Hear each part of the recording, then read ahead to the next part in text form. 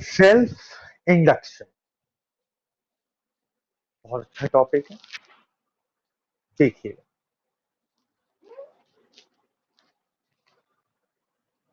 हमारे पास ये कोई कॉइल है। इस कॉइल में हम करंट फ्लो करा रहे हैं।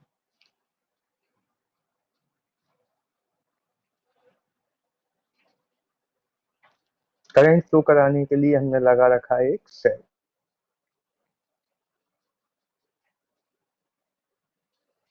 और यहां हमने एक लगाया रिहोस्टेट। रिहोस्टेट का काम है करंट को इंक्रीज और डिक्रीज करना। हमारे हाथ में कंट्रोल आ जाता है। हम इसकी हेल्प से कभी भी यहाँ करंट इंक्रीज करा सकते हैं और कभी भी यहाँ करंट डिक्रीज करा सकते हैं। कितना क्लियर?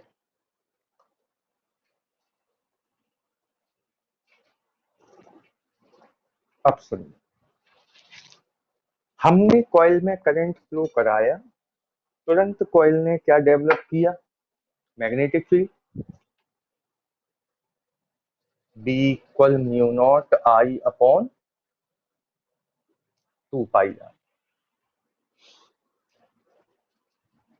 इसमें मैग्नेटिक फील्ड डेवलप हुई, इसका मतलब इसमें मैग्नेटिक फ्लक्स आ गया। इसमें से मैग्नेटिक फील्ड लाइंस बाहर निकलने लगी। ये सबको मालूम है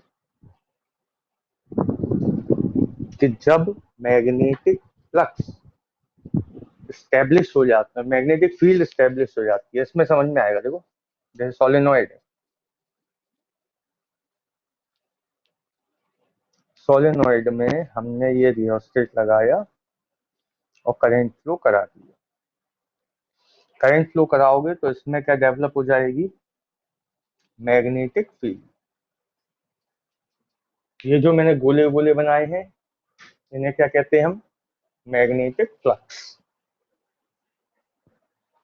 तो कॉइल में करंट फ्लो कराने पर उसमें क्या डेवलप हो जाता है? Magnetic field. और क्या लिंक हो जाता है? Magnetic flux. यहां तक कोई दिक्कत?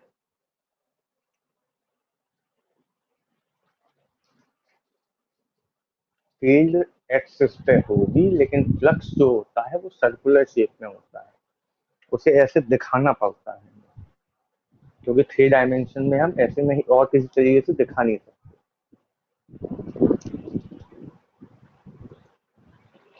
अब क्या होगा?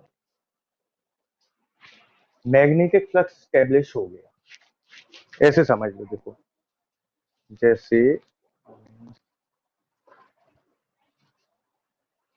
ये कोई सर्कुलर कॉइल है, इसमें फील्ड स्टेब्लिश होगी तो यहां से, मान लो ये नॉर्थ है और ये पीछे साउथ, तो यहां से मैग्नेटिक फील्ड लाइन निकलेगी और यहाँ एंटर करेगी। ऐसे ही फ्लक्स प्रोड्यूस होगा। अब आई समझ में?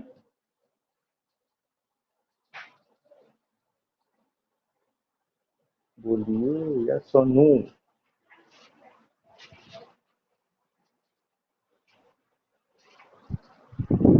कोई भी इंस्ट्रूमेंट जब मैग्नेट बन जाता है तो उससे मैग्नेटिक फील्ड लाइंस निकलने लगती हैं। Number of magnetic field lines को कहते हैं मैग्नेटिक फ्लक्स। ओके,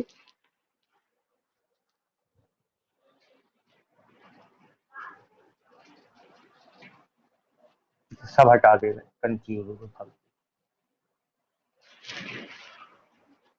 कोई भी कॉइल में जब करंट फ्लो कराते हैं तो मैग्नेटिक फील्ड स्टेब्लिश करता है, उस कॉइल से लिंकअप हो जाता है मैग्नेटिक फ्लक्स।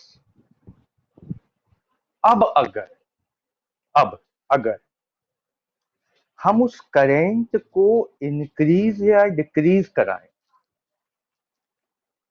तो मैग्नेटिक फील्ड भी इंक्रीज और डिक्रीज होगी।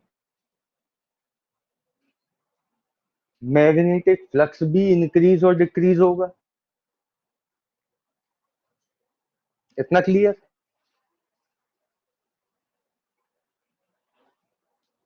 अब जब इस कॉइल से पास आउट होने वाला मैग्नेटिक फ्लक्स इंक्रीज और डिक्रीज होगा, तो इसी कॉइल में एक इंड्यूस्ड ईएमएफ भी डेवलप हो जाएगा। होगा। इस इंसिडेंट को कहते हैं सेल्फ इंडक्शन।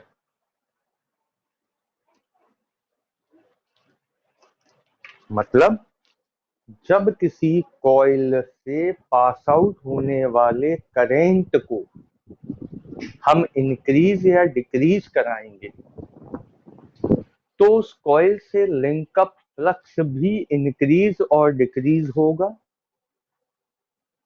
जिस वजह से कॉइल में इंड्यूस्ड ईएमएफ डेवलप होगा।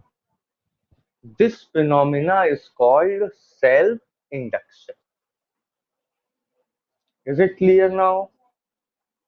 हाँ, उसी कॉइल में तो होगा बेटा। अभी तक क्या हो रहा था? मैग्नेटिक फील्ड के अंदर हम किसी दूसरी चीज को रखते थे। फील्ड पहले से होती थी, उसमें ले जाके हम रख देते थे कोई कॉइल, सिलेंडर, कोई रिंग, कोई रेक्टेंगल। अब ऐसा नहीं है। अब कॉइल खुद मैग्नेटिक फील्ड डेवलप करेगी, तो खुद ही मैग्नेटिक फ्लक्स डेवलप करेगी, और फिर उसी कॉइल के करंट को हम चेंज कर देंगे, तो उसी कॉइल की मैग्नेटिक फील्ड चेंज होगी और उसी कॉइल का मैग्नेटिक फ्लक्स चेंज होगा। जैसे ही फ्लक्स चेंज होगा, फैराडे लॉ आ जाएगा। फ्लक्स के चेंज होने से इंड्यूस्ड ईएमएफ डेवलप हो जाएगा। This phenomena is called self induction. Clear?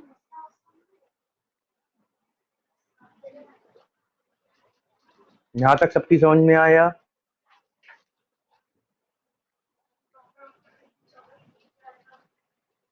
अब सुनिए, किसी भी कॉइल से लिंकअप फ्लक्स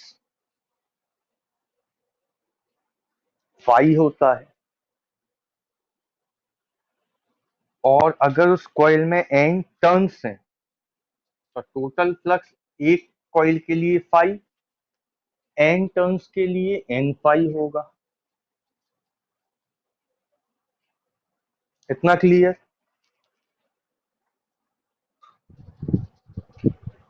एक जैसे एक रिंग है तो उससे फ्लक्स होगा फाई, लेकिन उस रिंग के एन टर्न्स हैं, तो टोटल फ्लक्स होगा एन फाई। ये किस पे डिपेंड है? फ्लो होने वाले करंट पे। करंट ज्यादा तो फ्लक्स ज्यादा स्टेब्लिश होगा, करंट कम तो फ्लक्स कम स्टेब्लिश होगा। ये क्लियर?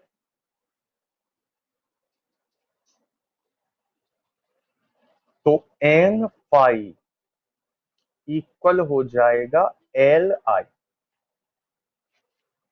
ये जो एल है, इसे कहते हैं कोफिशिएंट ऑफ